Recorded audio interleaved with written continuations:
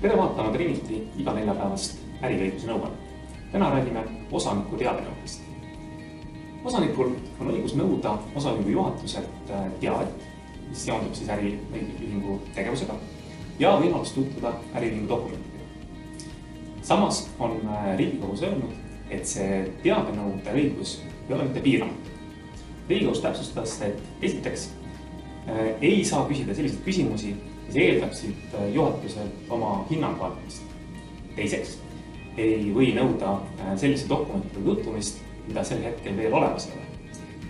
Kolmandaks ei või nõuda ühingult selliste dokumentide fabritseerimist, tootmist, mida ühing üldiselt ei teeks tegevuses. Ja neljandaks ütles Riigikohus, et ei ole õigust osanikul nõuda dokumentidest koopiate saamist ega ka nende saatmist e-posti aadressi. Kui osanik oma teabenõudele vastuseid ei saa ja osaühing näiteks otseselt keeldub vastamast või vaikib, siis on õigus osanikul pöörduda kohtu poole. Kuid tuleb tähele panna, et osanik saab kohtusse minna ainult nende nõuetega, mis on eelnevalt esitatud osaühingule. Sinna võib teha väikseid täpsustusi, aga olemuslikus mõttes peavad olema täpselt samad nõuded.